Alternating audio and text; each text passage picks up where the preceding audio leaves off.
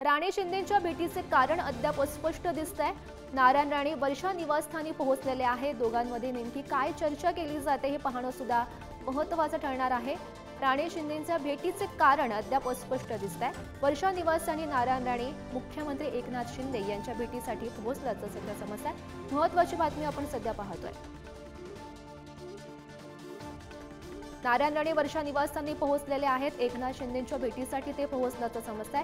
या दोघांच्या भेटीमागचं कारण अद्याप अस्पष्ट दिसतंय। मात्र भेटीत नेमकं काय घडतं हे पाहणं सुद्धा महत्त्वाचं ठरणार आहे। नारायण राणे वर्षा निवासस्थानी पोहोचल्याचं सध्या समजतंय। महत्त्वाची बातमी आपण सध्या पाहतोय आणि या संदर्भात अधिकची माहिती जाणून घेऊयात। आमचे प्रतिनिधी पंकज दळवी सध्या आपल्या सोबत आहेत।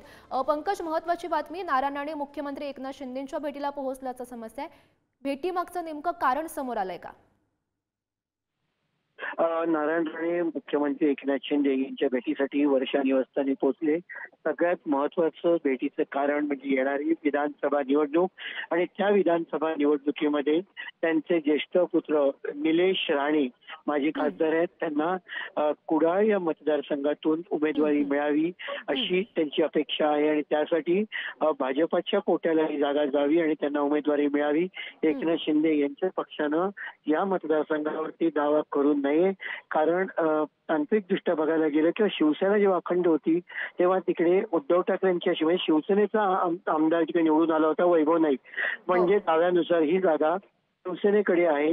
आता शिवसेना वेगळी झाली आहे, पण एकनाथ शिंदे यांच्या शिवसेनेला ही जागा न जाता नारायण राणे यांना म्हणजेच भाजपला ही जागा मिळावी अशी नारायण राणेंची इच्छा आहे। लोकसभा निवडणुकीनंतर नारायण राणे यांच्या आणि त्यांच्या कुटुंबियांचा या विभागावरती जो आहे तो आत्मविश्वास वाढलेला आहे, कारण नारायण राणे निवडून आलेले आहेत खासदार म्हणून।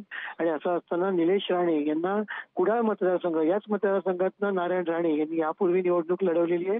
त्यामुळे नारायण राणे यांच्या पुत्र निलेश राणे यांना या मतदारसंघातून उमेदवारी मिळावी आणि नितेश राणे यांना त्यांच्या कणकवलीमधनं उमेदवारी मिळणार, त्यामुळे या सगळ्या अनुषंगाने चर्चा करण्यासाठी गेले असण्याची शक्यता आहे।